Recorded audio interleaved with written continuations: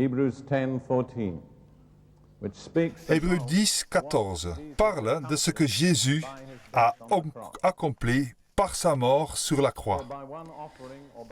Car par une seule offrande ou par un sacrifice, il a amené à la perfection pour toujours ceux qui sont sanctifiés. Cette seule offrande ou ce seul sacrifice est le sacrifice qu'il a fait de lui-même sur la croix. Et par cette seule offrande, il a amené à la perfection pour toujours ceux qui sont sanctifiés. Cela signifie qu'il a pourvu à chaque besoin dans ce temps et pour l'éternité, dans chaque domaine de la vie, pour chaque personne qui se confie en lui. Il n'y a rien de plus qu'il n'y ait à faire. Il a tout accompli. C'est un sacrifice complet et suffisant. C'est la première partie de cette affirmation. Puis il parle de ceux qui sont sanctifiés ou mis à part pour Dieu ou attirés plus près de Dieu. C'est un processus continu. Ce que Jésus a fait, c'est une fois pour toutes. C'est complet, c'est total. Mais notre appréciation de ce processus, le fait de nous l'approprier, est progressif. Mais nous devons commencer à partir du fait que le sacrifice véritable est entièrement complet.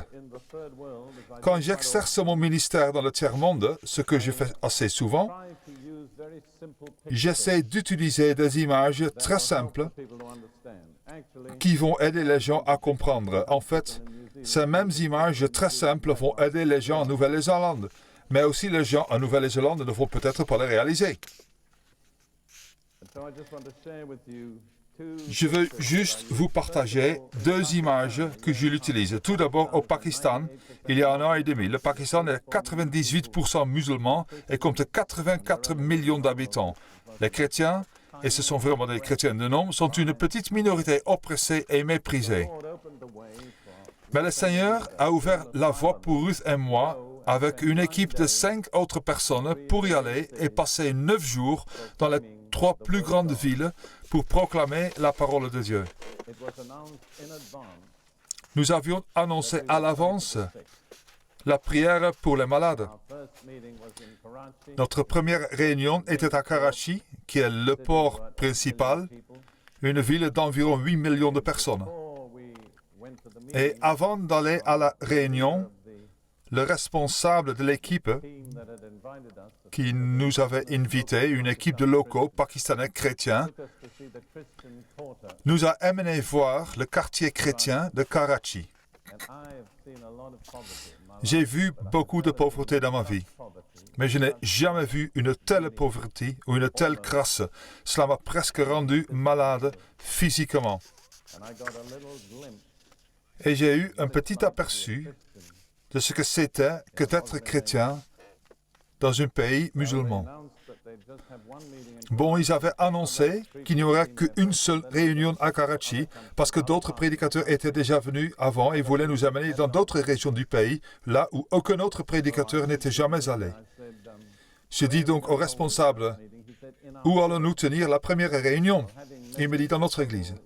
Et à mesurer l'état économique des gens, je me demandais comment ce serait.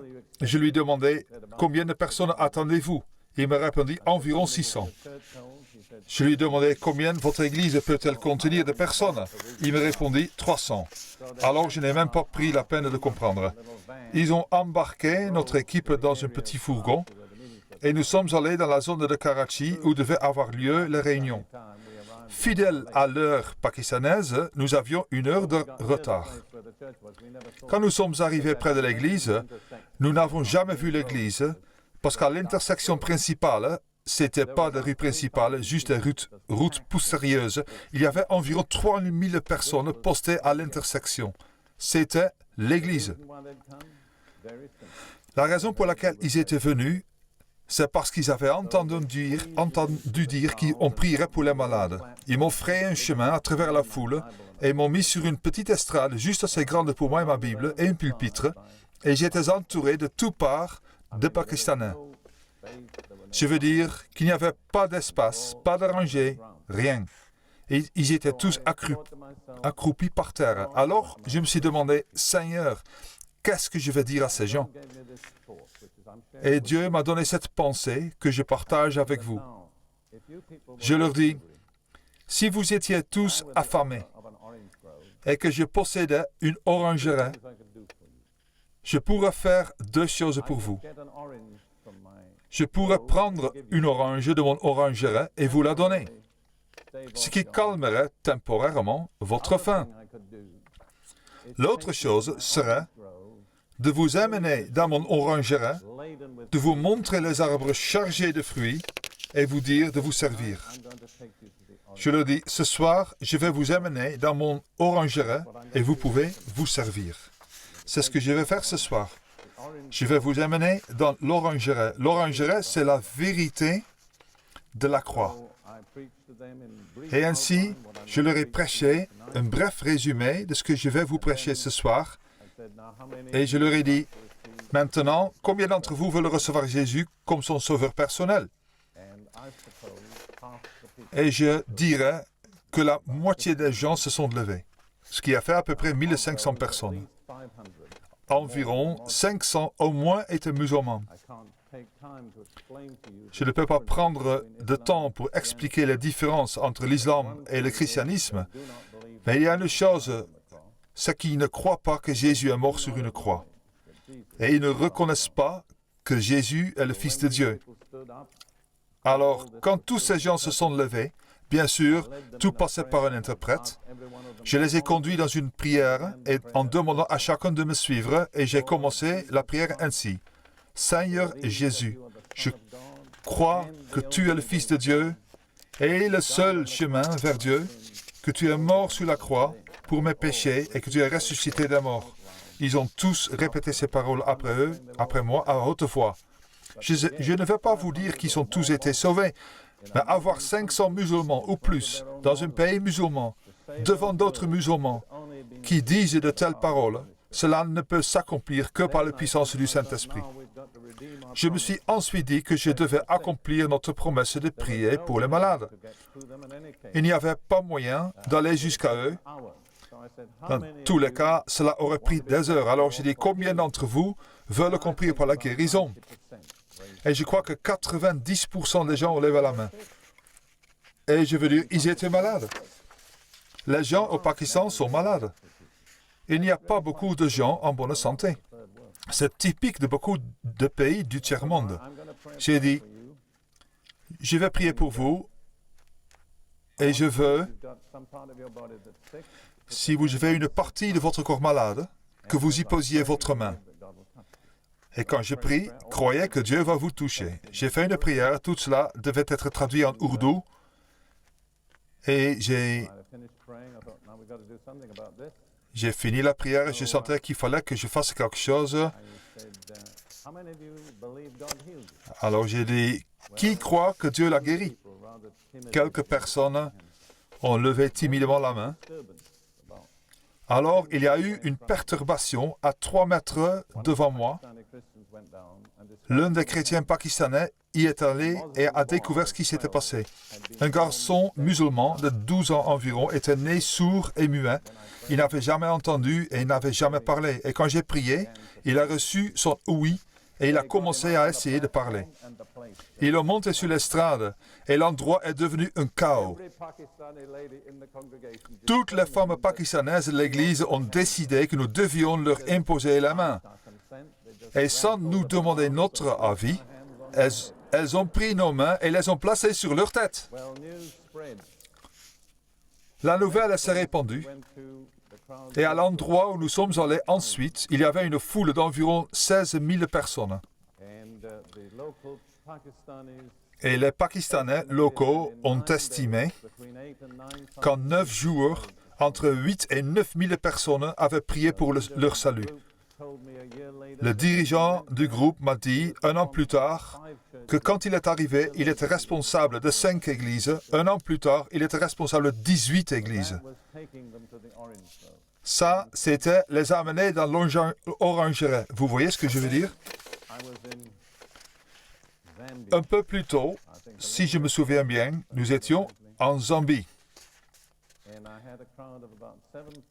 Il y avait une foule d'environ 7000 Africains pour la plupart des responsables rassemblés et j'avais prévu de leur parler systématiquement de la croix et je l'ai fait durant 6 matinées successives.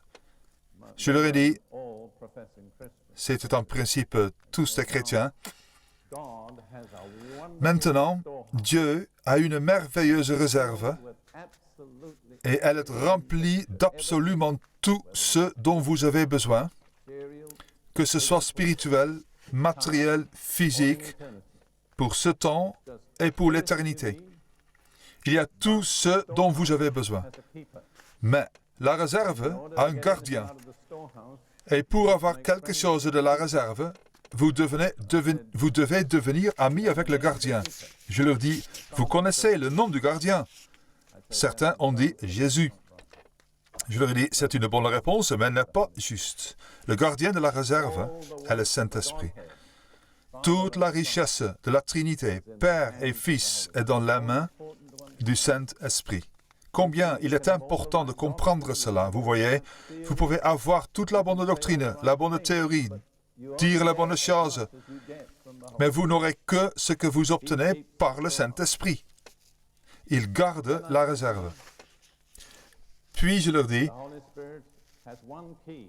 le Saint-Esprit a une clé qui ouvre la réserve, une seule. Et elle a une forme très spéciale. Connaissez-vous la forme de la clé? Ils n'ont pas deviné. Alors j'ai dit que c'était la croix. Et ce n'est que quand le Saint-Esprit utilise la croix pour ouvrir la réserve que les trésors de Dieu nous sont accessibles. C'est donc une petite introduction à ce que je vais vous enseigner ce soir. Je crois que je dois aussi le soutenir par une expérience personnelle. J'ai mentionné plus tôt ce soir que j'ai connu le Seigneur Jésus dans une arche-chambrée de l'armée britannique durant la Seconde Guerre mondiale vers minuit. J'étais un païen tellement ignorant que je ne savais même pas qu'il fallait aller à l'église pour être sauvé. Alors, avant qu'il ne se passe quoi que ce soit, j'ai été sauvé dans une chambrée. 10 jours plus tard environ, j'étais baptisé dans le Saint-Esprit dans cette même chambrée. Personne n'avait dit que je devais aller à l'église pour être baptisé. En 24 heures, Dieu m'avait donné le don d'interprétation des langues. Je ne savais pas qu'il fallait attendre 6 mois pour avoir le don spirituel. Peu de temps après, l'armée britannique m'a envoyé à l'étranger, en Afrique du Nord, où j'ai passé les 3 années suivantes dans les déserts d'Afrique du Nord. Pendant cette période, je suis tombé malade d'une maladie que les médecins ne pouvaient pas guérir, une maladie de peau. Si vous lisez le petit livre « Le flacon de médicaments de Dieu », vous y trouverez mon témoignage personnel et comment j'ai reçu la guérison. J'ai été transporté d'un hôpital à un autre et j'ai fini dans un hôpital militaire britannique dans un endroit appelé Abala, sur le canal de Suez. Bien, il y avait une femme assez peu commune à cette époque dans la ville du Caire. C'était un brigadier de l'armée du salut.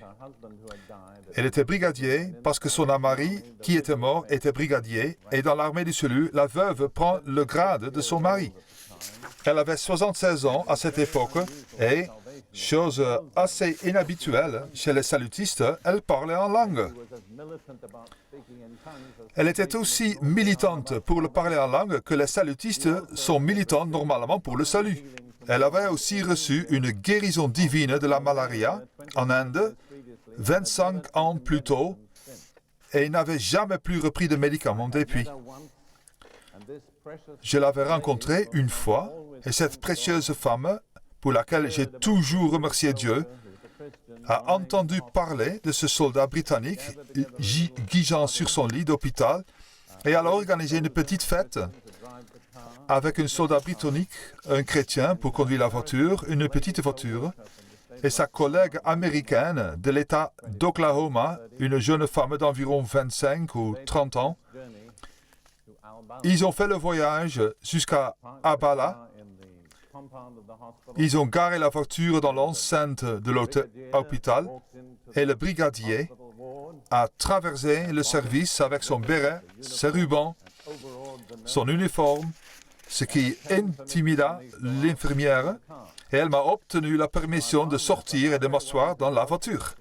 Je me suis retrouvé, on n'avait pas consulté pour savoir si je voulais le faire ou pas. Je me suis retrouvé assis dans la voiture, sur le siège arrière d'une toute petite voiture 4 places. Devant, il y avait le conducteur. Sur le siège conducteur, le brigadier de l'armée du salut. Devant, avec lui, et cette femme missionnaire américaine à l'arrière à côté de moi. Le brigadier dit de prier. Et quand le brigadier dit de prier, on prie. Et nous avons commencé à prier. Et la femme américaine à côté de moi a commencé à trembler. Et je sentais tout son corps vibrer. Puis elle a commencé à parler en langue. Et bien sûr, je savais ce que c'était. Puis j'ai commencé à trembler moi. Et tous les gens de la voiture ont commencé à trembler. Et la voiture s'est mise à trembler. Et je veux dire que la voiture tremblait comme si on roulait à 80 à l'heure sur une route en mauvais état. Mais on ne bougeait pas et le moteur ne tournait pas. Je savais que Dieu était rentré dans la voiture. Et en plus, je me suis senti humble parce que je savais que c'était pour moi qu'il était venu. Après le message, ou le don en langue, cette dame eut ce que je savais être l'interprétation. Bon, les Néo-Zélandais ne vont probablement pas comprendre cela, mais j'étais très british. Je veux dire que j'avais l'habitude de parler comme les annonceurs de la BBC. Et je n'avais pas rencontré beaucoup d'Américains. Et cette précieuse femme était de l'État d'Oklahoma. Bien, pour ceux qui savent, aux États-Unis, ils parlent en Oklahoma, ils parlent un langage très différent de celui d'un professeur d'université de Cambridge. Mais quand elle a donné l'interprétation, c'était dans l'anglais le plus parfait. J'ai étudié Shakespeare. J'étais un grand admirateur de l'anglais de Shakespeare. Je me suis émerveillé de l'élégance de la langue. Au cours de cette interprétation, elle a dit ces mots que je n'ai jamais oubliés. Ils sont clairs aujourd'hui comme en 1942. C'était ces mots. Et je veux que vous les écoutiez parce qu'ils ont un impact pour changer la vie. Considère l'œuvre au calvaire. Une œuvre parfaite. Parfaite à tous égards. Parfaite à tous égards. Vous avouerez que c'était de l'anglais élégant. Beaucoup de gens ne pourraient pas dire de telles phrases. De plus, cela me parlait particulièrement parce que j'avais étudié le grec durant de nombreuses années et j'étais familier du grec du Nouveau Testament. Et si vous lisez votre Nouveau Testament en anglais, vous verrez qu'une des dernières expressions de Jésus sur la croix est « tout est accompli ». Mais en grec, c'est un seul mot, « tételestai ». Et c'est le temps parfait d'un verbe qui signifie faire quelque chose à la perfection. Alors, vous pouvez le paraphraser en disant « c'est parfaitement parfait, c'est complètement complet ». Et ainsi, quand le Saint-Esprit dit de considérer l'œuvre au calvaire comme une œuvre parfaite, parfaite à tout égard, parfaite à tous aspects, mon esprit a tout de suite compris que c'était le commentaire du Saint-Esprit sur le « tout est accompli ».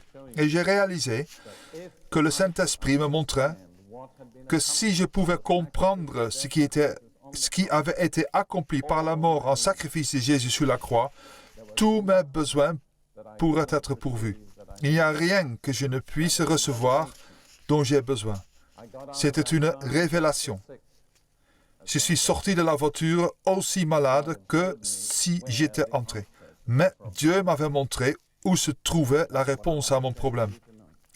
Et c'est ce que je veux partager avec vous ce soir. Nous allons avoir un service de guérison demain soir et je crois que beaucoup vont recevoir la guérison. Mais je me demande si tous seront guéris. Dieu ne guérit pas tout le monde miraculeusement lors d'une réunion. Il y a beaucoup de façons différentes de s'approprier la guérison. J'ai reçu ma guérison après cette révélation. J'ai été guéri à travers Proverbe 4, 20, 22. Mon fils, sois attentif à mes paroles, prête l'oreille à mes discours, qui ne s'éloignent pas de tes yeux. Garde-les dans le fond de ton cœur, car c'est de la vie pour ceux qui les trouvent. C'est la santé pour tout leur corps. Et il y avait une autre traduction possible dans la marge pour santé, médicaments. Et je me suis dit que c'était la réponse à mon problème. Si Dieu, à travers la parole, a pourvu à la santé ou aux médicaments pour mon corps, il n'y avait pas de place pour la maladie. Et ainsi, c'était très simple. J'ai décidé de prendre la parole de Dieu comme un médicament. J'étais aide-soignant dans le corps médical de l'armée royale, alors je savais comment on prend un médicament, 3 fois par jour après le repas. Et c'est ainsi que j'ai pris la parole de Dieu comme médicament, 3 fois par jour après le repas. Et le travail s'est fait. Elle m'a complètement guéri et de façon permanente dans un des climats les plus malsains du monde. Je vous dis donc que Dieu a sa façon de vous guérir. Mais de quelque façon que vienne la guérison, elle est basée sur ce qui a été fait par Jésus sur la croix. Et je ne vais pas me contenter de vous offrir une orange. Je vais vous inviter dans le verger. Une fois que vous y serez, vous pourrez vous y promener et vous servir de toutes les oranges que vous voudrez. Et vous n'épuiserez jamais le verger de Dieu. Maintenant, j'aimerais partager avec vous, à partir de l'Écriture, ce que j'ai appris de cette expérience. Je me suis décidé à découvrir ce qui a été accompli par la mort de Jésus sur la croix. Je veux vous dire que je suis encore en train de le découvrir. C'est une étude inépuisable. Mais je vais partager avec vous ce que je crois est la clé pour comprendre la croix. La clé, c'est que sur la croix a eu lieu un échange divinement ordonné. Tout le mal qui était destiné par la justice à la race humaine, à chacun d'entre nous individuellement, a été mis sur Jésus, afin que tout le bien destiné à l'obéissance sans péché de Jésus nous soit donné, à nous qui croyons. C'est très simple, c'est très basique. Mais en déroulant cette vérité, elle contient tout ce dont vous aurez jamais besoin. Je vais vous le dire encore plus simplement. Tout le mal qui nous était destiné est allé sur Jésus, afin que tout le bien destiné à Jésus soit à notre disposition. C'était la grâce de Dieu. Nous n'avons rien à réclamer. Nous ne pouvons rien lui demander de faire cela. Nous ne savions même pas qu'il allait le faire. Nous ne pouvions pas comprendre ce qu'il allait faire. Mais par sa grâce incommensurable, souveraine et volontaire, il a mis en place cet échange. Et de plus, à travers ses prophètes, il avait prédit des centaines d'années avant sa mise en place. Peut-être que la prophétie la plus pertinente est celle d'Ésaïe 53. J'aimerais regarder ce passage pour voir ce qui est dit dans Ésaïe 53. Il parle d'un serviteur de l'Éternel qui n'est pas nommé. Son nom n'est pas donné. Mais les apôtres et les auteurs du Nouveau Testament sont tous unanimes dans leur compréhension pour dire que ce serviteur de l'Éternel, sans nom d'Ésaïe 53, est Jésus de Nazareth. Et nous allons regarder à un verset pour l'instant. Ésaïe 53, 6. C'est le verset central des 27 chapitres d'Ésaïe. Et c'est vraiment le verset central de l'expiation. Nous étions tous errants comme des brebis. Chacun suivit sa propre voie. Et l'Éternel a fait retomber sur lui, Jésus, l'iniquité ou la culpabilité ou la rébellion de nous tous. Quelle est la culpabilité universelle de la race humaine? Nous n'avons pas tous cambriolé une banque ou commis l'adultère, ni volé, ou été ivres. Nous pouvons citer beaucoup de choses que nous n'avons pas faites. Mais il y a une chose que nous avons tous faite. Nous avons cherché notre propre voie. Et cela, en un simple mot, c'est la rébellion. La rébellion est le péché universel de la race humaine. Peu importe la nation, la couleur, la race, nous sommes tous coupables de rébellion. La miséricorde de Dieu, c'est que quand Jésus a été pendu sur la croix, le Seigneur a mis sur lui l'iniquité ou la culpabilité ou la rébellion de nous tous. Ce mot en hébreu, et je ne vais pas prendre ce temps ce soir pour citer les passages de l'Ancien Testament, mais le mot hébreu, et le mot hébreu est arbon, signifie non seulement culpabilité ou rébellion, mais aussi toutes les conséquences négatives de la culpabilité. C'est le même mot qui veut dire les deux choses. Ainsi, Dieu a mis sur Jésus, sur la croix, la culpabilité ou la rébellion de toute la race humaine et les conséquences négatives de la rébellion, afin que nous soyons libérés de toutes ces conséquences négatives et que nous recevions le bienfait de la justice de Jésus. Nous allons regarder 8 ou peut-être 9 aspects, cela dépend du temps que nous avons de cet échange. Je veux que vous saisissiez bien ces choses. Je vais le faire avec ma main gauche pour le mal et ma main droite pour le bien. Le mal est venu sur Jésus afin que le bien puisse nous être donné. Voyons maintenant certains aspects spécifiques de l'échange. Et nous regarderons d'abord aux 2 versets précédents d'Ésaïe 53, versets 4 et 5. Cependant, ce sont nos souffrances qu'il a portées, c'est de nos douleurs qu'il s'est chargé, et nous l'avons considéré comme puni, frappé de Dieu et humilié. Mais il était blessé pour nos péchés, brisé pour nos iniquités. Le châtiment qui nous donne la paix est tombé sur lui, et c'est par ses meurtrissures que nous sommes guéris. Il y a 2 aspects à ces versets. Il y a l'aspect spirituel et l'aspect physique. Le spirituel tout d'abord. Jésus a été puni pour nos transgressions et nos iniquités. Et parce qu'il a été puni, nous pouvons être pardonnés. Et étant pardonnés, nous avons la paix avec Dieu. Tant que nous ne sommes pas pardonnés, nous n'avons pas la paix avec Dieu. La paix avec Dieu ne vient qu'à travers le pardon. Mais le pardon a été rendu possible parce que Jésus a porté la punition de nos iniquités. Alors, je vais vous le dire très simplement. Jésus a été puni pour que nous soyons pardonnés, d'accord? Maintenant, j'aimerais partager avec vous sur cela. Je veux utiliser vos mains. Je veux que vous vous engagiez de tout votre être dans cette vérité. Regardez-moi une fois et je vais vous demander de le faire. Jésus a été puni pour que nous puissions être pardonnés. D'accord? Maintenant, nous allons le dire ensemble avec la main gauche, le mal, la main droite, le bien. Et souvenez-vous, votre main droite est opposée à ma main droite, gauche. Ne vous trompez pas, sauf pour ceux qui sont derrière moi. Bien. Vous êtes prêts? Jésus a été puni pour que nous soyons pardonnés.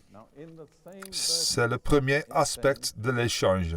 Il est dit dans le même verset, « Cependant, ce sont nos souffrances qu'il a portées. » C'est de douleur qui s'est chargé. Mais ce ne sont pas des traductions littérales. La traduction littérale est « Il a porté nos douleurs et il s'est chargé de nos maladies. » Et la conséquence c'est que par ces blessures, nous sommes quoi? Guéris. Vous voyez? Je sens que vous avez besoin que ce soit confirmé. Gardez votre doigt dans Ésaïe 53 et allez dans deux passages du Nouveau Testament. Tout d'abord, Matthieu 8. C'est simplement un accident de traduction, car presque toutes les traductions anglaises ne traduisent pas ces mots par leur traduction littérale et claire.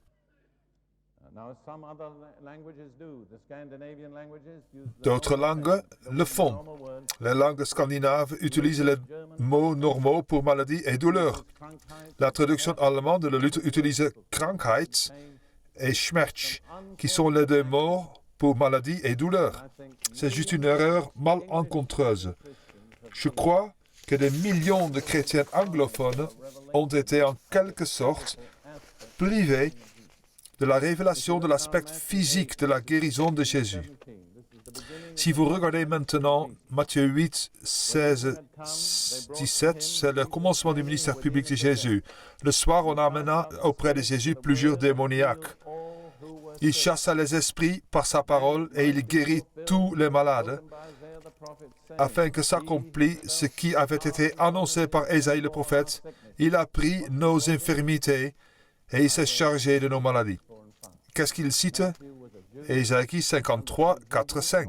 Vous voyez, Matthieu était juif, il comprenait l'hébreu, mais il était aussi inspiré par le Saint-Esprit. Nous allons maintenant nous tourner vers 1 Pierre 2, 24.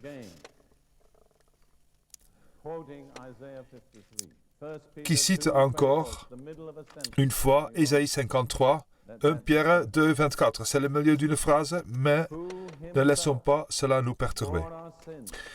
Lui qui a porté lui-même nos péchés en son corps sur le bois, c'est la croix, afin que, morts au péché, nous vivions pour la justice. Lui, par les meurtrissures ou blessures, duquel vous avez été guéris. Le verbe grec pour guérir ici est le mot grec normal pour guérison physique, d'où vient le mot grec docteur. Il a toujours la même signification en grec moderne aujourd'hui. Alors c'est très clair. Sur la croix, Jésus a pris nos infirmités et a porté nos maladies. Et par ses blessures, nous sommes guéris. Il s'est substitué à nous. Alors, nous le faisons maintenant, la main gauche et la main droite. Je le fais une fois et je vous invite à le faire avec moi. Jésus a été blessé pour que nous soyons guéris. Vous n'avez pas besoin d'être un théologien pour comprendre cela. Bien, en fait, les théologiens trouvent probablement cela difficile. Ok, vous êtes prêts? Jésus a été blessé pour que nous soyons guéris. Ok, ce sont les deux premiers aspects de l'échange. Numéro 1, il a été puni pour que nous soyons pardonnés. Numéro 2, il a été blessé pour que nous soyons guéris. Si nous allons maintenant au verset 10 d'Ésaïe 53, nous trouverons le déroulement de ce qui a été accompli.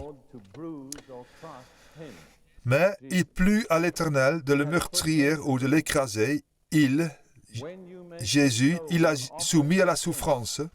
S'il livre son âme en sacrifice pour le péché, il verra une semence. Il prolongera ses jours et le plaisir de l'Éternel prospérera en sa main. Remarquez le milieu de la phrase, s'il livre son âme en sacrifice pour le péché. On pourrait le traduire aussi, et cela ne fait pas de différence pour le sens, quand son âme fera une offrande pour le péché. De quelque manière que vous le traduisiez, le fait est que l'âme de Jésus a été faite offrande pour le péché, pour toute l'humanité. Ce même mot, qui est traduit par offrande pour le péché, ou offrande pour la culpabilité, est aussi traduit par culpabilité dans l'Ancien Testament. La raison en est que selon la loi de l'offrande pour le péché de la prêtrise du Lévitique, quand une personne avait péché, elle devait amener son offrande pour le péché. Ce pouvait être un mouton, un bouc, un bélier, un bœuf. Elle l'amenait au prêtre, lui confessait ses péchés le prêtre metta la main sur la tête de l'animal qui était offert et symboliquement transférait les péchés de l'homme à l'offrande à l'animal. Et le prêtre tuait l'animal et non l'homme. Autrement dit, l'animal payait la peine du péché de l'homme parce que l'animal s'était identifié au péché de l'homme. Le Nouveau Testament dit clairement qu'en dernier ressort, les bœufs, les moutons et les boucs ne peuvent pas racheter le péché d'un homme. C'était simplement des images prophétiques préliminaires de Jésus. Mais l'âme de Jésus est vraiment devenue une offrande pour le péché. Et en devenant une offrande pour le péché, il est devenu péché. Si vous gardez votre doigt sur Ésaïe 53 et que vous regardez 2 Corinthiens 5, 21, vous verrez que Paul rend compte de ce fait. 2 Corinthiens 5, verset 21. Et je vais mettre les noms à la place des pronoms pour que cela soit plus clair. Jésus, qui n'a point connu le péché, Dieu l'a fait devenir péché pour nous, afin que nous devions en lui justice de Dieu. Si vous ne connaissiez pas les ordonnances et les sacrifices de l'Ancien Testament, vous n'apprécierez pas pleinement 2 Corinthiens 5, 21. Paul cite Ésaïe 53, 10. Il livre son âme en sacrifice pour le péché. Parce que quand son âme est devenue une offrande pour le péché, son âme est devenue péché, du péché de l'humanité. Vous n'avez pas besoin d'être théologien pour discerner l'échange. Je vais vous le dire une fois et j'espère que vous le comprendriez dès la première fois quand je vais vous le dire. Jésus a été fait péché avec notre péché pour que nous soyons rendus justes de sa justice. Regardons 2 Corinthiens 5, 21 encore une fois, afin d'être sûr de bien comprendre. Celui qui n'a point connu le péché, il a fait devenir péché pour nous, afin que nous devenions en lui justice de Dieu. Remarquez encore l'échange. Jésus a été fait péché avec notre péché, afin que nous devenions justes avec la justice de qui? Sa justice. Pas la nôtre, la sienne. Bien. Je l'ai dit une fois, et j'espère que vous allez me suivre. Jésus a été fait péché avec notre péché, afin que nous soyons rendus justes de sa justice. OK? Vous l'avez? Bien. Jésus a été fait péché avec notre péché, afin que nous soyons rendus justes de sa justice. Pouvez-vous pousser un soupir de soulagement?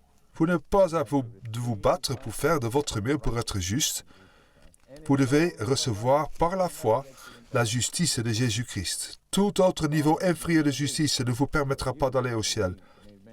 Mais Dieu a prévu pour vous et moi de nous rendre justes de la justice de Dieu. Bien, pour l'échange suivant, nous allons nous tourner vers Hébreux 2, verset 4. Nous pourrions voir beaucoup de passages différents, mais je pense que celui-ci est le plus court et le plus simple. Hébreux 2, verset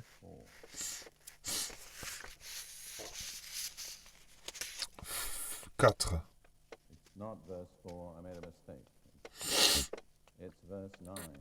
Non, ce n'est pas verset 4. C'est le verset 9. Excusez-moi, j'ai mal marqué le verset. Hébreux 2, 9. Mais celui qui a été abaissé pour un peu de temps au-dessous des anges, Jésus, nous le voyons couronné de gloire et d'honneur à cause de la mort qu'il a soufferte, afin que, par la grâce de Dieu, il souffrit la mort pour tous. Ainsi, le salaire du péché, c'est la mort.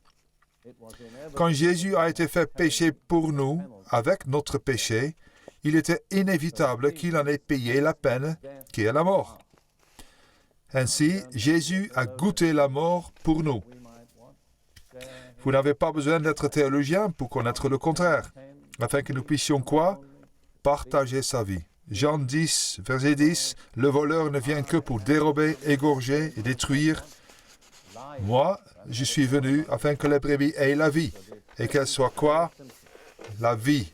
Et cette vie en abondance. L'échange est très simple. Jésus a connu la mort pour que nous puissions, j'aimerais dire, partager sa vie. OK? Vous êtes prêts? Jésus a connu la mort pour nous afin que nous puissions partager sa vie. Voyez-vous comme c'est clair, logique et concret? Imaginez-vous, je vous dirais qu'il m'a fallu beaucoup d'années pour comprendre ces vérités de la parole de Dieu. Je vous partage en 1 heure ou 2 des choses qui m'ont coûté des heures, des jours, des semaines, des mois, des années. J'ai dit coûter, mais après tout, c'était une bénédiction et un privilège. L'échange suivant est affirmé dans Galates 3, 13 et 14.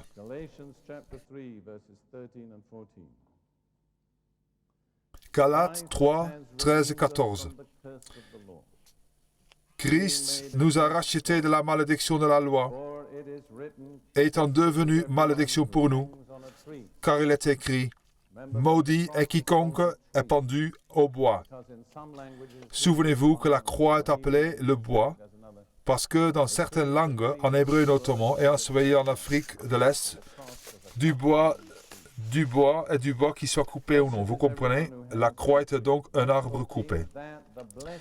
Maudit est quiconque est pendu au bois, afin que la bénédiction d'Abraham, pour les païens, son accomplissement dans Jésus-Christ et que nous ressuscitions par la foi l'Esprit qui avait été promis. Maintenant, combien de théologiens avons-nous ici qui peuvent discerner les deux opposés? Qu'est-ce que le mal? La malédiction. Quel est le bien? La bénédiction. Ainsi, Jésus sur la croix a été fait malédiction. Il est dit dans le livre de Deutéronome 21, 22, 23 que celui qui est pendu au bois devient une malédiction. Alors quand Jésus a été pendu au bois de la croix, tout juif qui connaissait le Torah, l'Ancien Testament, savait que Jésus avait été fait malédiction. Il était visiblement fait malédiction. Il a été fait malédiction pour que nous puissions recevoir la bénédiction. C'est un domaine dans lequel Dieu m'a conduit dans les 4 ou 5 dernières années. Et parce que je ne vais pas avoir le temps d'aller dans les détails, je voudrais juste vous recommander le même livre que j'ai mentionné plus haut, Comment passer de la malédiction à la bénédiction. Il n'est pas juste de simplement vous dire que vous êtes racheté de la malédiction pour recevoir la bénédiction sans vous dire comment faire. Laissez-moi juste citer 7 indications d'une malédiction. La plupart des malédictions ne concernent pas simplement des individus. Elles concernent des familles ou des communautés plus larges. Et le trait essentiel de la malédiction et de la bénédiction dans la Bible, c'est qu'elle passe de génération en génération, à moins que quelque chose ne se passe pour les briser. Nous avons eu des gens qui avaient des problèmes qui remontaient à des centaines d'années. Je ne sais pas s'il y a des Écossais ici ce soir, ne levez pas la main s'il y en a. Mais j'ai appris que les Écossais étaient une nation qui maudissait. Pas dans le sens de jurer, mais dans le sens de se maudire l'un l'autre. Et Ruth et moi avons traité ces dernières années 2 familles qui avaient eu des malédictions de prononcer sur leur famille depuis 1600 et qui étaient toujours à l'œuvre dans leur famille.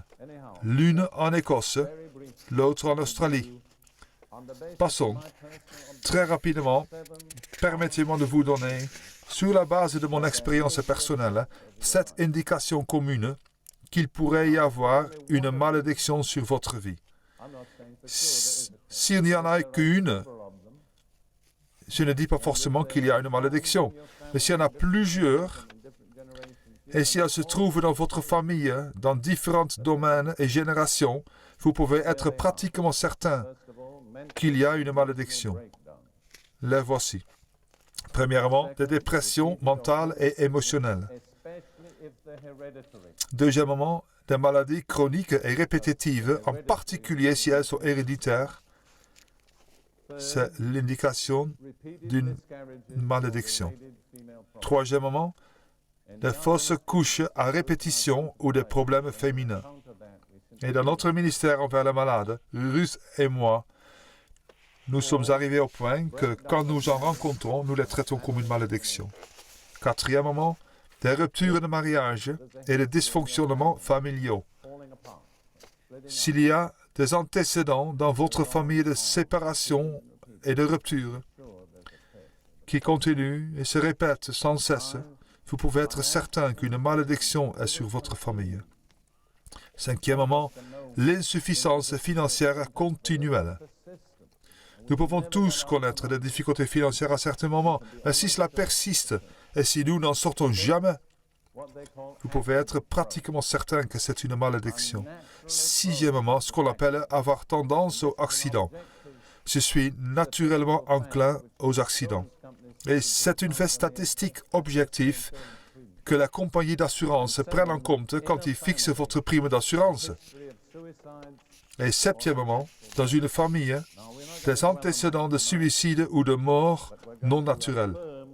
Nous n'allons pas nous étendre sur cela ce soir, mais nous allons affirmer la solution. Merci Seigneur qu'en tant que chrétiens, nous n'avons pas à nous focaliser exclusivement sur le problème. Nous traitons le problème pour aller vers la solution. Nous allons donc traiter cela maintenant. Jésus a été fait malédiction afin que nous recevions la bénédiction. Vous êtes tous théologiens ce soir. Bien, vous êtes prêts. Ce n'est pas une formalité de dire cela. Chaque fois que vous le dites, Dieu et les Saint-Anges et le Saint-Esprit prennent tous note de ce que vous dites. Souvenez-vous, Jésus est le souverain sacrificateur de quoi? De notre confession exacte. Vous faites une confession. Bien. Nous allons le dire ensemble. Jésus a été fait malédiction afin que nous recevions la bénédiction. Amen. Le suivant fait vraiment partie de cela, mais il est tellement important que je le traite séparément. Jésus sur la croix a enduré la pauvreté afin que nous puissions partager sa richesse. Cela m'est venu comme une révélation il y a des années ici en Nouvelle-Zélande. J'ai été invité avec ma première femme une année pour parler et ils avaient promis de nous payer nos frais sur place et le voyage d'aller et de retour pour les États-Unis. Ils n'avaient pas d'argent, mais c'était OK. Ils ont dit, nous allons faire une offrande et ils voulaient que je prêche sur l'offrande. J'ai été donc motivé. Si je ne me souviens bien, c'était à Auckland. Bien, j'ai souvent enseigné sur l'argent et j'ai ce livre ici qui est une partie de mon enseignement, Le plan de Dieu pour votre argent. J'avais mes notes et je prêchais sur ce sujet, mais quelque chose d'étrange s'est passé. En suivant mes notes, je voyais mentalement Jésus sur la croix. Et je l'ai vu comme il était réellement, dépouillé, totalement nu. Et en définissant les aspects de la pauvreté, j'ai vu que chacun s'appliquait exactement à Jésus sur la croix. Ils ont fait l'offrande à la fin. Ils avaient 4 cartons utilisés pour les pommes devant l'estrade. Et les gens ont accouru devant pour y mettre leur offrande ou leur promesse de don. Et cette seule offrande a couvert tous les frais. Le lendemain, Lydia et moi étions à Auckland avec le pasteur et nous avions rencontré des gens qui allaient au distributeur pour retirer l'argent qu'ils avaient promis de donner la veille. Je n'ai jamais vu une offrande si abondante. Et les gens étaient ce que la Bible appelle des donneurs hilars. Ils étaient presque ivres, tellement ils étaient excités par le fait de donner. Mais maintenant, je vais partager avec vous la révélation que j'ai eue. Tout d'abord, laissons faire l'Écriture. les Écritures du Nouveau Testament, 2 Corinthiens 8, 9. 2 Corinthians chapter 8 and verse 9. 2 Corinthiens 8, verset 9. Car vous connaissez la grâce de notre Seigneur Jésus-Christ, qui pour vous s'est fait pauvre, de riche qu'il était, afin que par sa pauvreté, vous fussiez enrichis. Vous n'avez pas besoin d'être théologien pour voir le contraire, n'est-ce pas? Quel est le mauvais? La pauvreté. Quel est le bon? La richesse. Bien. Maintenant, l'opposé de cet échange, c'est en 2 Corinthiens 9, 8, que nous avons déjà cité une fois, mais on va le refaire. Je me sens mieux à chaque fois quand je le fais. Alors, viens ici au micro, merci.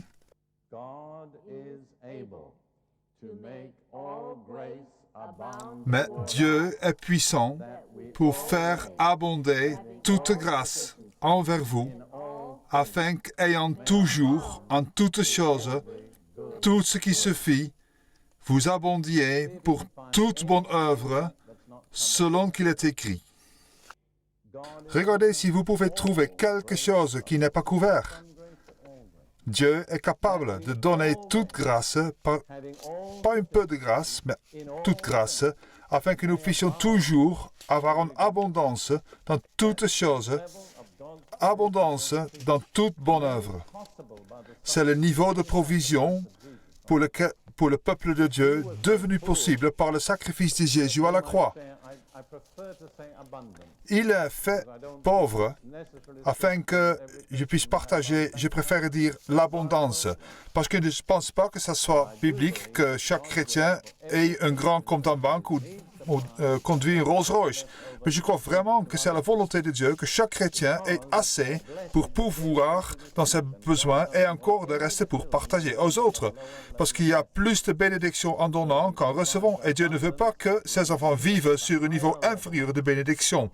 Alors il pourvoit en abondance afin que nous puissions vivre au niveau supérieur de donner. Maintenant, certaines personnes décrivent Jésus dans son ministère terrestre comme une sorte de pauvre prédicateur errant en haillons et faisant l'aumône. Je ne pense pas que ça soit vrai. Je ne crois pas qu'il était pauvre. Il était habillé comme un homme normal de son temps et il avait une robe très élégante, sans couture, qui avait tant de valeur que les soldats à la croix n'ont pas voulu se la partager. Ils ont tiré au sort. Je dis juste cela, Jésus n'avait pas sur lui beaucoup de liquide. Il utilisait simplement la carte de crédit de son père.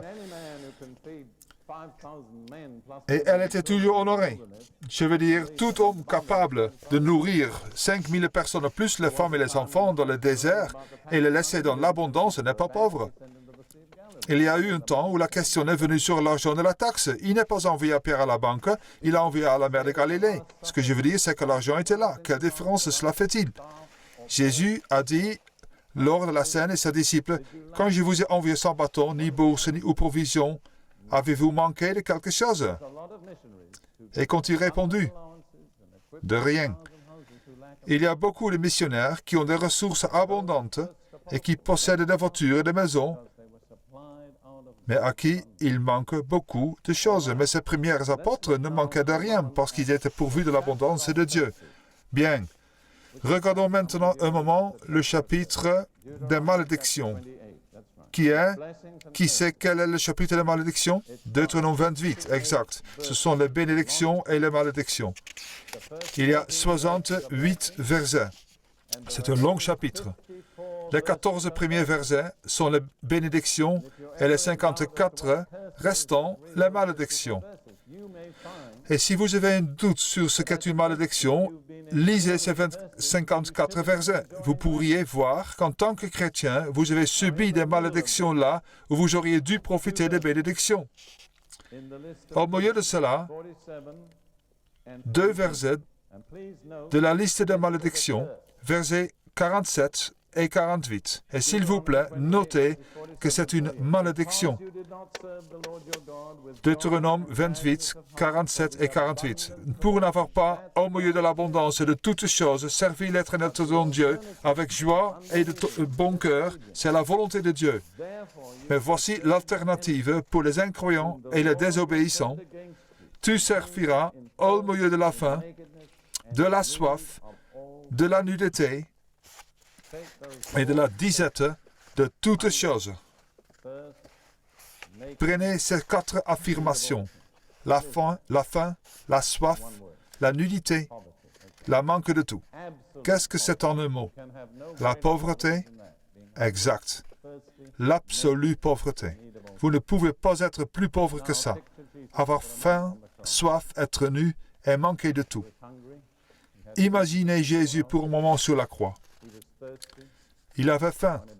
Il n'avait pas mangé depuis 24 heures. Il avait soif. L'un de ses derniers mots a été « J'ai soif ». Il était nu. Il avait dépouillé de tous ses vêtements. Et il manquait de tout.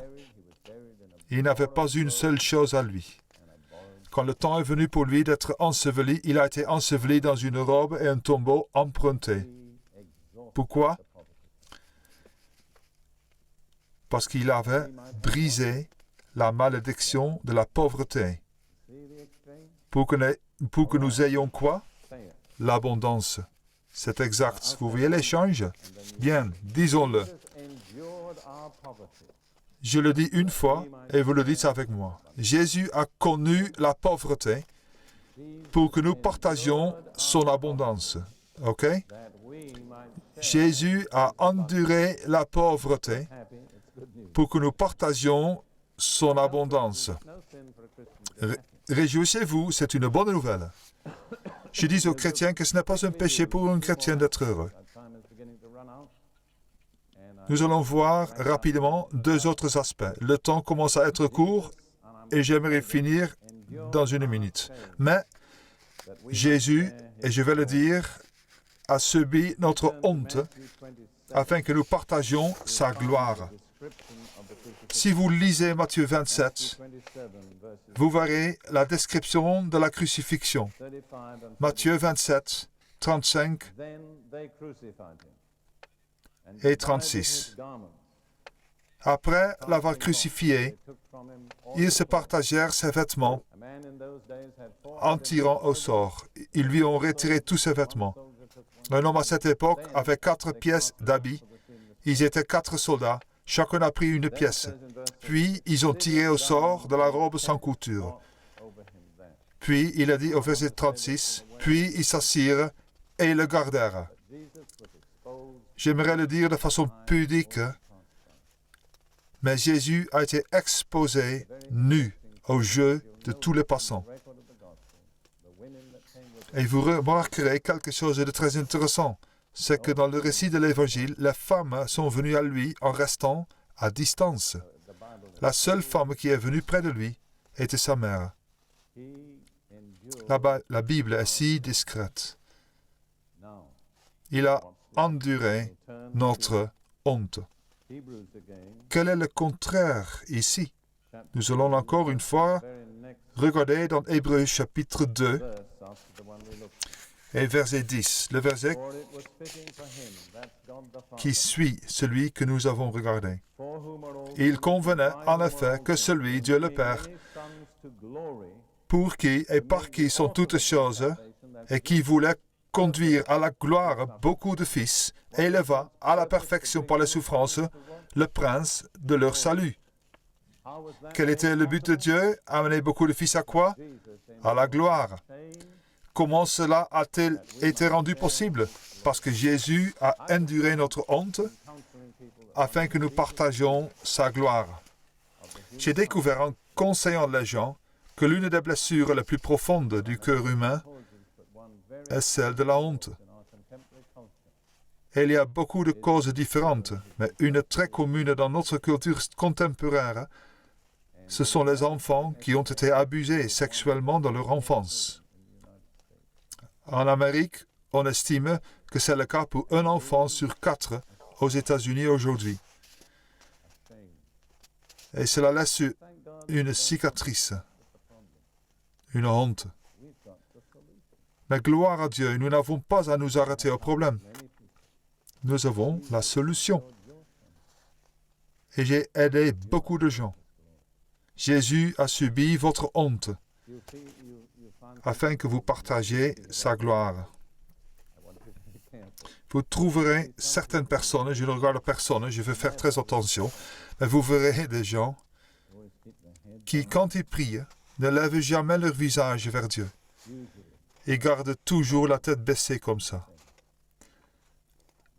En général, le problème, c'est la honte.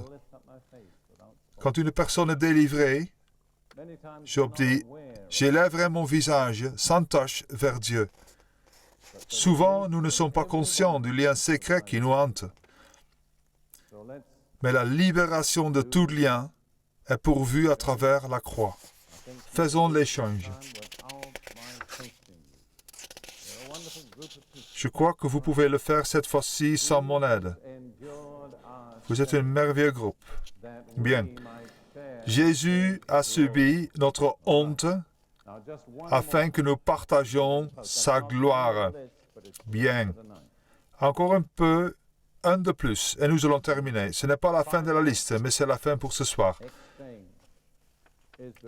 L'échange final est entre le rejet et l'acceptation. Et encore une fois ici, en exerçant mon ministère auprès des gens, j'en suis arrivé à la conclusion que le rejet est la plus grande blessure qu'un cœur humain puisse porter.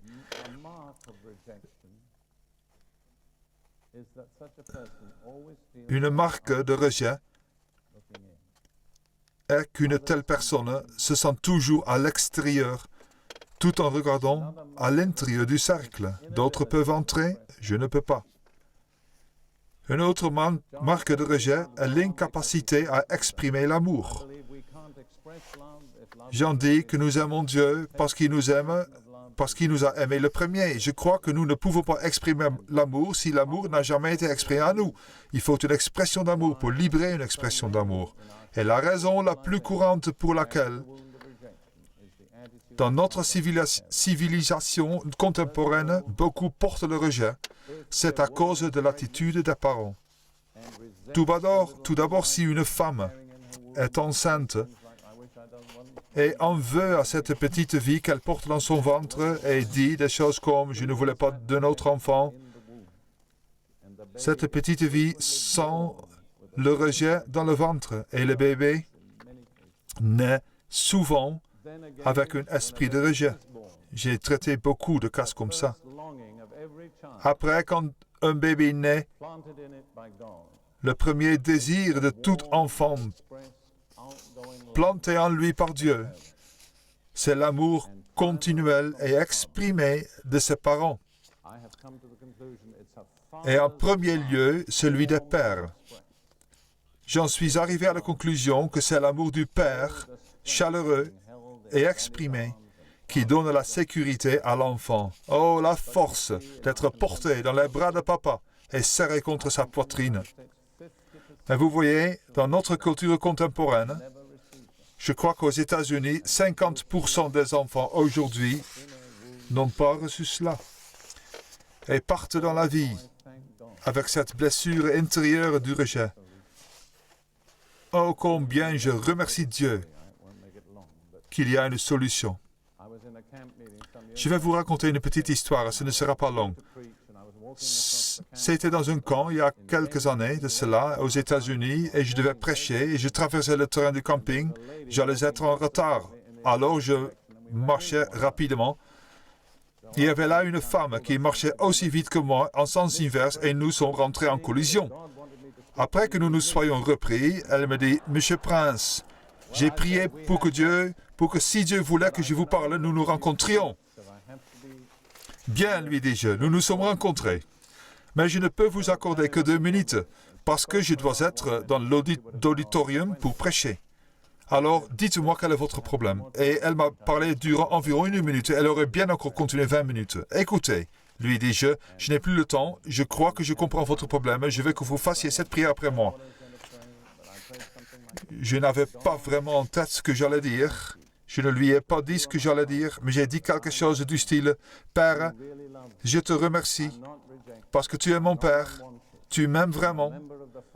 Je ne suis pas rejeté, je ne suis pas non désiré, je suis membre de la famille de Dieu, la meilleure de l'univers. Merci Seigneur, tu es mon Père, je suis ton enfant, tu m'aimes et je t'aime. Merci, merci, merci Seigneur. Et je l'ai laissé là, et lui disant au revoir.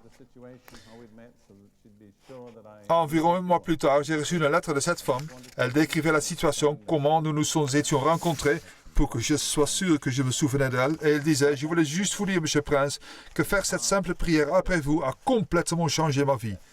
Que lui était-il arrivé? Elle était passée du rejet à l'acceptation. Elle a réalisé ce que c'était que d'être un enfant de Dieu. Écoutez, si vos parents ont été défaillants, il y a beaucoup de choses que nous ne pouvons pas changer dans le passé, mais nous pouvons garantir votre relation avec Dieu. Regardez à cette image de Jésus, et c'est le dernier passage que nous allons voir. Dans Matthieu 27, versets 45 jusqu'au 51. Depuis la 6e heure, c'était midi, jusqu'à la 9e, c'est 15 heures, il y a eu des ténèbres sur toute la terre. Et verset 46, et vers la 9e heure, Jésus s'écria d'une voix forte, Eli, Eli, lama sabachthani, c'est-à-dire, mon Dieu, pourquoi m'as-tu abandonné? Quelques-uns de ceux qui étaient là l'ayant entendu dire, il appelle Eli. Et aussitôt, l'un d'eux courut prendre une éponge qu'il remplit de vinaigre, et l'ayant fixé à un roseau, il lui donna à boire. Mais les autres disaient, laisse, voyons si Eli viendra le sauver. Jésus poussa de nouveau un grand cri et rendit l'esprit. Et voici le voile du temple se déchira en deux, depuis le haut jusqu'en bas. Vous voyez, Jésus n'est pas mort des effets physiques de la crucifixion. Quand Pilate a entendu qu'il était déjà mort, il a été surpris, parce que normalement, il aurait dû vivre, disons, au moins 2 heures de plus. De quoi est-il mort? Il est mort d'un cœur brisé. Qu'est-ce qui a brisé son cœur? Le rejet. De qui? Du Père. C'est exact. Pour la première fois dans l'histoire de l'univers, le Fils de Dieu a crié au Père. Et il ne lui a pas répondu. Il a fermé ses oreilles, a détourné ses yeux. Pourquoi? Parce que Jésus avait été fait péché de notre iniquité et Dieu ne peut pas regarder les péchés avec faveur. Jésus a souffert notre rejet. Et immédiatement après qu'il a abandonné son esprit, la première chose qui est arrivée, c'est que le voile du temple s'est déchiré de haut en bas. Il est extrêmement épais.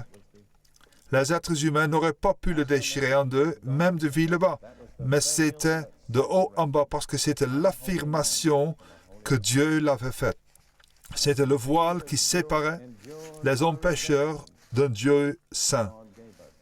Et quand Jésus a subi notre rejet, Dieu nous a acceptés comme ses enfants. Regardons à Éphésiens 1 un instant.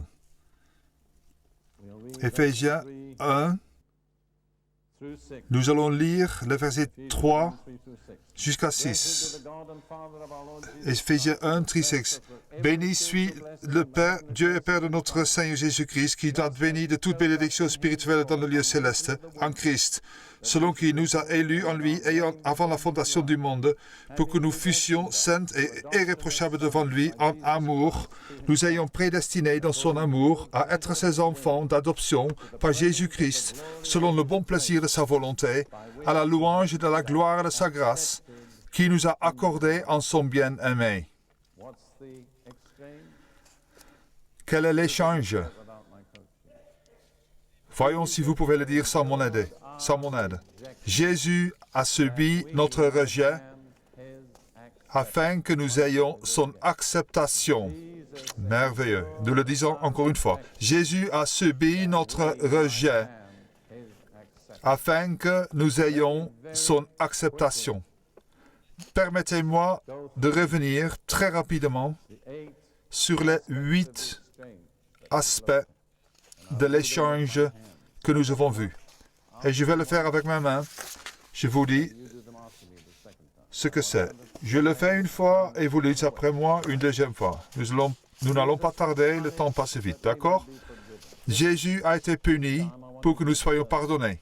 Et écoutez, cette fois, je vais vous le personnaliser. Ne dites pas nous, dites je. Jésus a été puni pour que je sois pardonné. Vous pouvez vraiment vous relaxer là-dedans maintenant. Jésus a été blessé pour que je sois guéri. Jésus a été fait pécher avec mon péché afin que je sois fait juste avec sa justice. Jésus est mort à ma place pour que j'aie la vie. Jésus a été fait malédiction pour que je reçoive la bénédiction. Jésus a subi ma pauvreté pour que je partage son abondance. Jésus a subi ma honte pour que je partage sa gloire. Jésus a subi mon rejet pour que je puisse être accepté. Maintenant, si nous croyons vraiment cela, vous savez ce que nous devons faire? Nous devons remercier Dieu. Nous ne pouvons rien faire d'autre. Prenons un petit moment pour le remercier. Tous remercions-le librement. La meilleure expression de foi, c'est de le remercier. Remerciez-le. Amen. Remerciez-le. Amen. Merci Seigneur. Merci Jésus. Merci Seigneur. Merci Seigneur Jésus. Loué soit ton merveilleux nom. Merci Seigneur. Nous loué soit ton merveilleux nom. Nous croyons en toi Seigneur. Nous te croyons. Nous te remercions. Nous te bénissons. Béni soit ton saint nom Seigneur Jésus. Tu as fait tout cela pour nous. Et nous voulons te dire merci ce soir.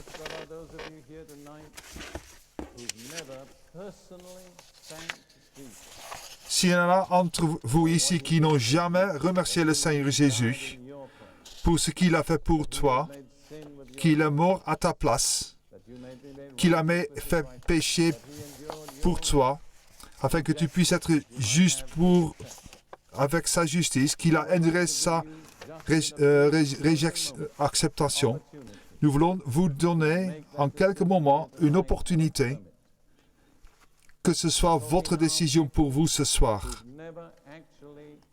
Nous parlons maintenant des gens qui n'ont jamais vraiment accepté l'expiation pour eux, pour leur péché, pour leur âme de Jésus, afin de recevoir la vie éternelle. Alors, nous avons dépeint ce soir à partir de la parole de Dieu et le Saint-Esprit attire votre cœur et vous voulez dire, c'est pour moi ce soir. Je veux être sûr que c'est pour moi. Je ne veux pas sortir de cet endroit, pas être sûr et dans la confusion. Et c'est très simple. Ce que je vais vous demander ce soir, alors vous voulez vous engager avec Dieu, une fois pour toutes. Si vous voulez le faire, levez-vous et je vais vous conduire dans une prière très simple et ça va faire une différence. N'hésitez pas. Alors il ne faut pas attendre parce que nous n'allons pas allonger le service encore plus. Si vous le ressentez que c'est votre besoin, que vous devriez faire une affirmation personnelle pour accepter le sacrifice de Jésus pour vous, alors Jésus dit, si vous voulez le confesser devant moi publiquement, il va vous confesser devant le Père. Si vous le reniez, il va vous renier devant le Père. Alors si vous voulez faire cette confession publique maintenant, alors il ne faut pas regarder autour de vous. Si Dieu, c'est à vous que Dieu parle, alors ne sois pas embarrassé, ne sois pas gêné. Levez-vous et c'est Dieu. Dis je le veux ce soir. Voilà. On va prier pour toi. Merci Seigneur. Que Dieu te bénisse. Que Dieu te bénisse. Que Dieu te bénisse. Peut-être je ne vois pas tout le monde qui s'est mis devant. Mais je vois 4. Ne vous asseyez pas. Levez-vous. Merci. Alors reste avec moi.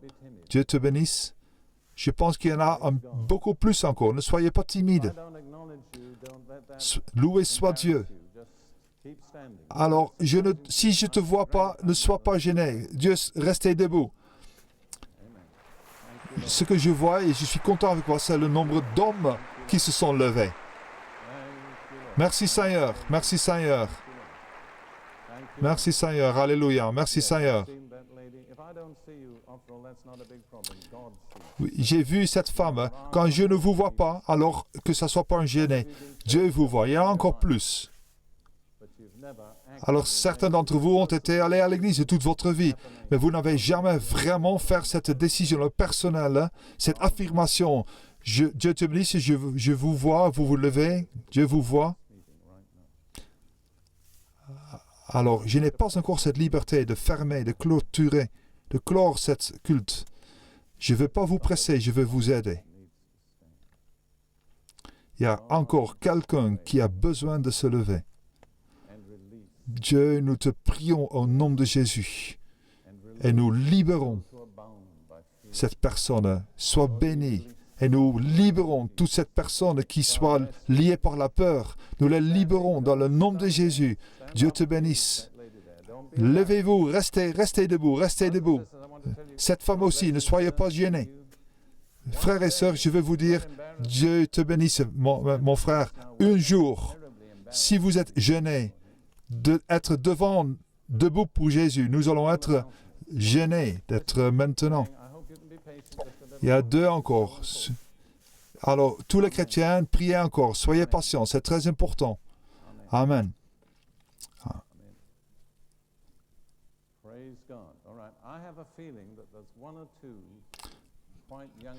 J'ai un sentiment qu'il y a encore 1 ou 2 des personnes jeunes,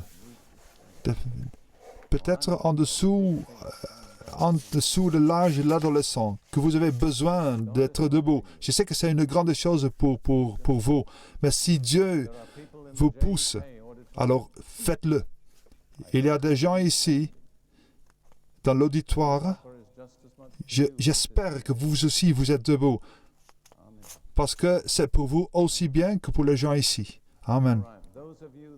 Amen. Oh, OK. Tous ceux qui sont debout,